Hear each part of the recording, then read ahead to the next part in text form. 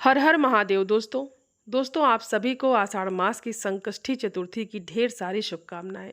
और आज की इस वीडियो में आप सुनेंगे आषाढ़ मास की संकष्टी चतुर्थी की कथा। बहुत समय पहले की बात है। महिष्मती नगरी में महित नाम का एक राजा था। वो राजा बहुत ही पुण्यशील और प्रतापी था। अपनी प्रजा का पुत्र की तरह पालन करता था, किंतु उसकी कोई संतान नहीं थी। संतान विहीन होने के कारण उसे राजमहल का वैभव बिल्कुल भी अच्छा नहीं लगता था। वेदों में निसंतान का जीवन व्यर्थ माना गया है। यदि संतानहीन व्यक्ति अपने पितरों को जलदान भी करता है तो उसके पितृ उस जल को गर्म जल के रूप में ग्रहण करते हैं।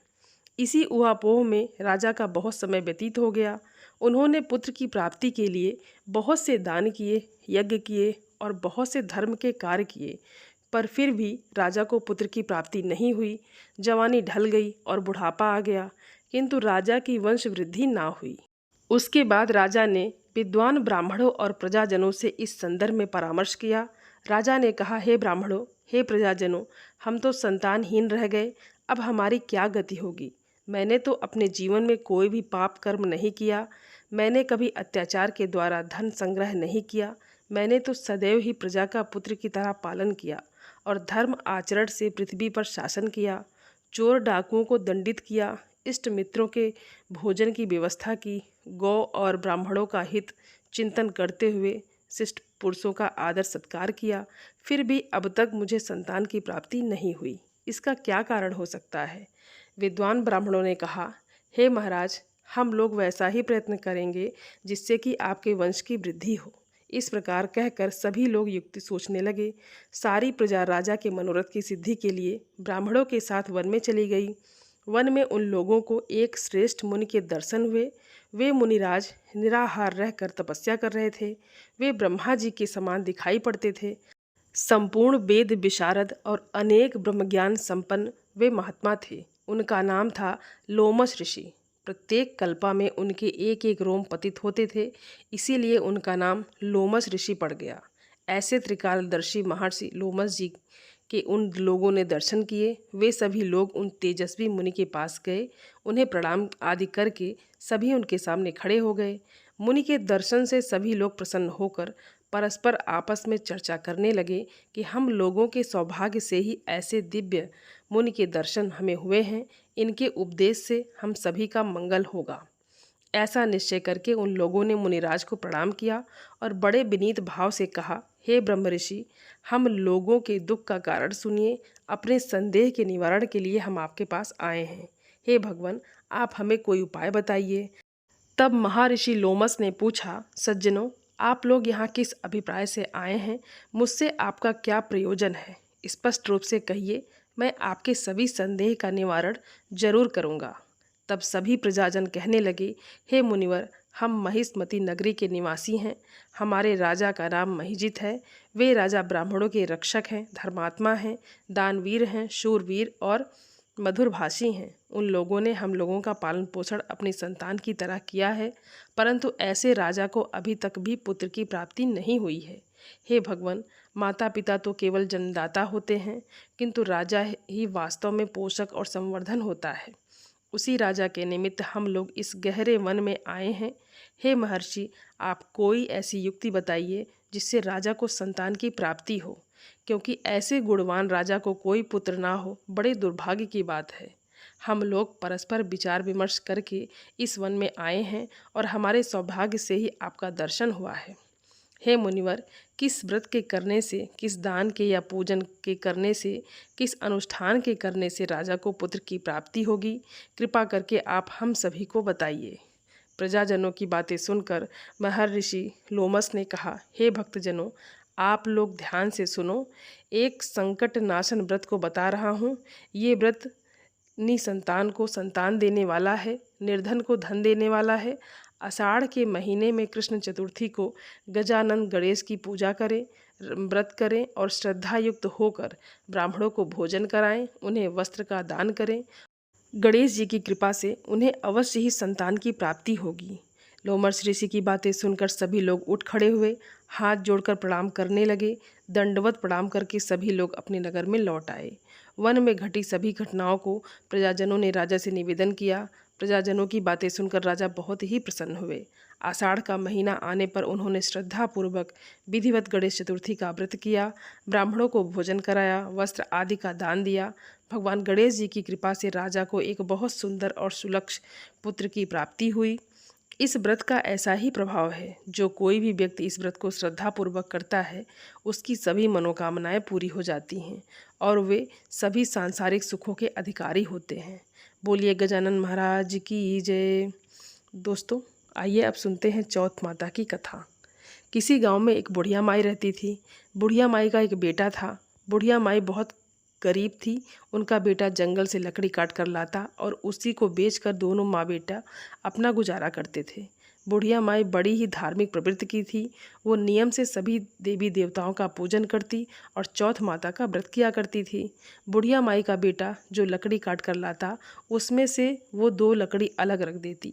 चौथ का दिन आता तो उन्हें बेचती और उसी से पूजा का सब सामान भी लाती और भोग का सामान भी ले आती। आटा, घी, शक्कर लाकर 4 लड्डू बनाती। 1 लड्डू चंद्र देवता को अर्पित करती, 1 गणेश भगवान को अर्पित करती, 1 अपने बेटे को खाने के लिए देती और 1 से अपने व्रत का पारण करती। इस तरह से बुढ़िया माई हर चौथ का व्रत करती थी। एक दिन की बात है, पड़ोसन के यहाँ कुछ लेने उसका बेटा चला गया तो देखा कि पड़ोसन चूरमा बना रही थी। तो पड़ोसन से कहने लगा, आज कोई त्योहार है क्या जो आप चूरमा बना रही हैं? तो पड़ोसन ने कहा, बेटा हाँ त्योहार है, पर मैं तो आज ही चूरमा बना रही हूँ। तुम्हारी माँ तो हर महीने बनाती है, क्यों, क्या तुम्हें खाने को नहीं देती? तब उसने कहा कि देती है, लेकिन पड़ोसन ने फिर भी उसके बेटे के कान भर दिए। बोली, बेटा तुम इतनी मेहनत करके लकड़ियाँ काट कर लाते हो, पर तुम्हारी माँ को देखो, उसमें से लकड़ियाँ छुपा कर रख लेती है और फिर बेचकर पूजा का सब सामान लेकर आती है, खूब मज़े करती है। अब बेटे को तो पड़ोसन की सीख लग गई। जाकर अपनी माँ से कहने लगा कि माँ, मैं इतनी मेहनत से लकड़ियाँ काट कर लाता हूँ और तुम उसमें से लकड़ियाँ छुपा कर रख देती हो। अब बहुत हो गया, या तो तुम मुझे छोड़ दो या फिर चौथ माता का व्रत करना छोड़ दो। तब बुढ़िया माई कहने लगी, बेटा मैं तो ये व्रत सब तुम्हारे लिए ही करती हूँ, तुम्हें छोड़ सकती हूँ लेकिन चौथ माता का व्रत नहीं छोड़ूंगी। तो बेटा ने कहा, ठीक है माँ, फिर मैं छोड़कर जा रहा हूँ। अब बेटा घर छोड़कर जाने लगा तो बुढ़िया माई बोली कि बेटा तू तो जा रहा है, लेकिन ले मेरे हाथ के ये चावल ले जा। जब भी तुझे कोई संकट पड़े तो चौथ माता का नाम लेकर अपने चारों तरफ ये चावल डालकर बैठ जाना, चौथ माता तेरी रक्षा करेंगी। अब उसके बेटे को इन सब बातों पर विश्वास तो था नहीं, लेकिन फिर भी उसने अपनी माँ के हाथ से चावल ले लिए और घर से निकल गया। अभी थोड़ी दूर गया था कि एक बड़ी भारी नदी मिली। पार जाने का कोई रास्ता नहीं नज़र आ रहा था, तो उसने सोचा कि अगर मैं इससे नदी पार करने लगा तो मैं तो डूब जाऊंगा। तो उसे उसकी माँ की बात याद आ गई, जब भी संकट पड़े तो तू चावल बिखेर कर चौथ माता का नाम लेकर बैठ जाना। तो उसने जो चावल दिए थे उसकी माँ ने, उसको बिखेरे और चौथ माता का नाम लेकर बैठ गया और कहने लगा कि हे चौथ माता, अगर आप सच्ची हो तो मुझे रास्ता मिल जाए। अब उसकी माँ उसी के लिए तो चौथ माता का व्रत करती थी, तो चौथ माता की दया हुई और उसे पार आने का रास्ता मिल गया। आगे चला तो एक घने जंगल में पहुंच गया। बहुत ढूंढता रहा पर बाहर जाने का रास्ता नहीं मिला। अब उसे डर लगने लगा कि मैं अगर यहीं फंसा रहा तो जंगली जानवर मुझे खा जाएंगे। तो उसने कुछ चावल के दाने बिखेरे और चौथ माता का नाम लेकर बैठ गया। हे चौथ माता, अगर आप सच्ची हो तो मुझे इस जंगल से बाहर निकालो। अब इस तरह से जब उसने चौथ माता से प्रार्थना की तो उसे बाहर जाने का रास्ता मिल गया। चलते चलते एक नगर में पहुंच गया। अब इतना चल लिया था तो थक भी गया था और उसे भूख भी लगी थी। तो उसने सोचा कि कहीं पर रुककर कुछ खा पी लेता हूँ, थोड़ा आराम कर लेता हूँ। तो एक घर के अंदर गया, देखा तो बड़ा अजब नज़ारा था। एक बुढ़िया माई रोती जा रही हैं और पेड़े बनाती जा रही हैं। उसने जाकर बुढ़िया माई से पूछा कि काकी क्या बात है, तुम रो भी रही हो और पेड़े भी बना रही हो? तो बुढ़िया माई बोली, बेटा ये पेड़े मैं अपने बेटे के लिए बना रही हूँ। मेरे बेटे को पेड़े बहुत पसंद है और रो इसलिए रही हूँ कि वो आज आखिरी बार मेरे हाथों के पेड़े खाएगा। तो उसने पूछा क्यों, ऐसा क्यों? तो वो कहने लगी कि हमारे यहाँ का नियम है, जब भी आवा लगता है तो एक आदमी की बल दी जाती है। आज मेरे बेटे का नंबर है, अभी थोड़ी देर में राजा के सिपाही आएंगे और उसे ले जाएंगे। तो वो कहने लगा, माई देख, मुझे बहुत ज़ोर से भूख लगी है, तू एक काम कर, ये पेड़े मुझे खिला दे और तेरे बेटे की जगह राजा के सिपाहियों के साथ मैं चला जाऊंगा। अब बुढ़िया माई तो उसका मुंह देखने लगी कि ये क्या कह रहा है। आवे में बैठने को कह रही हूँ और ये कह रहा है कि मैं चला जाऊँगा। तो कहने लगी कि बेटा, तू पेड़े खा ले, कोई बात नहीं, पर कम से कम बात तो ढंग की कर। मैं आवे में बैठने को कह रही हूँ, इनाम लेने को नहीं बुला रहे हैं राजा जी। तो कहने लगा, हाँ हाँ मुझे पता है, मैं आवे में बैठने के लिए भी चला जाऊँगा, तो बस मुझे पेड़े खिला दे, मुझे बहुत ज़ोर से भूख लगी है। अब बुढ़िया माई ने उसे पेट भरकर पेड़े खिला दिए। उसे तो पेड़े खाकर नींद आने लगी। बोला कि मैं थोड़ी देर के लिए सो जाता हूँ, जब राजा की सिपाही आए तो मुझे जगा देना। आधी रात को राजा जी के सिपाही आए। अब बुढ़िया माई सोचने लगी, पराया पुत्र है, बड़ा भोला लड़का है, इसे जगाऊं या ना जगाऊं, ये तो आत्महत्या करने पर तुला हुआ है। अभी वो सोच ही रही थी कि इतने में खड़का सुनकर उसकी नींद खुल गई। उसने पूछा कि राजा की सिपाही आ गए क्या? तो कहने लगी कि हाँ आ गए। तो कहने लगा, ठीक है फिर मैं चलता हूँ। जाते जाते बुढ़िया से बोला कि ले मेरी लाठी और एक खटकी रख ले, जब मैं वापस आऊँगा तो इसे ले लूँगा। अब उसका मुंह देखे बुढ़िया माई तो अंदर ही अंदर रोए जा रही थी। ये तो बड़ा ही भोला लड़का है, इसे तो ये भी नहीं पता कि आवा में से कोई जिंदा नहीं आता। फिर भी उसने ले ली। तो वो उसमें से गठरी में से अपनी माँ के हाथ के चावल लेकर राजा के सिपाहियों के साथ चला गया। जाकर उसे आवे में बिठा दिया। आवा बंद कर दिया तो चावल बिखेर के चौथ माता का नाम लेकर बैठ गया और कहने लगा, हे चौथ माता, अगर मेरी माँ ने आपके सच्चे व्रत रखे हों, आप सच्ची हो तो मेरी रक्षा करना। आवा बंद किया तो 2-3 दिन हो गए। 2-3 दिन बाद वहाँ पर कुछ लड़के खेल रहे थे। खेलते खेलते उन्होंने आवे पर कंकड़ मारने शुरू कर दिए। तो उसने अंदर से पूछा, कौन है? आवाज़ सुनकर वो तो डर गए कि इसमें तो कोई भूत प्रेत है। जाकर उन्होंने अपने घरों में बताया कि आवे में तो कोई भूत आ गया है, वहाँ से आवाज़ आ रही है। सब लोग इकट्ठा हो गए। तो उसने कहा कि जाकर राजा से कह दो कि आवा पक गया है। अब उन्होंने सोचा, सच में आवे में तो कोई भूत नहीं आ गया। जाकर राजा को खबर की। राजा ने सिपाही भेजे कि जाकर पता लगा के आओ। सिपाही आकर देखने लगे तो उसने कहा कि राजा, जाकर राजा से कह दो कि आवा पक गया है और इसे धीरे धीरे खोल ले। तो राजा के सिपाहियों ने राजा से जाकर कहा। राजा को तो यकीन नहीं हुआ। 6 महीने में आवा पकता था, 3 दिन में कैसे पक गया? फिर भी उसने कहा कि चलो खोल लो। डरते डरते आवा खोलने लगे। तो उसने कहा, अंदर से धीरे धीरे उतारो। अब वे डरते डरते धीरे धीरे एक बर्तन उतारते जाएं।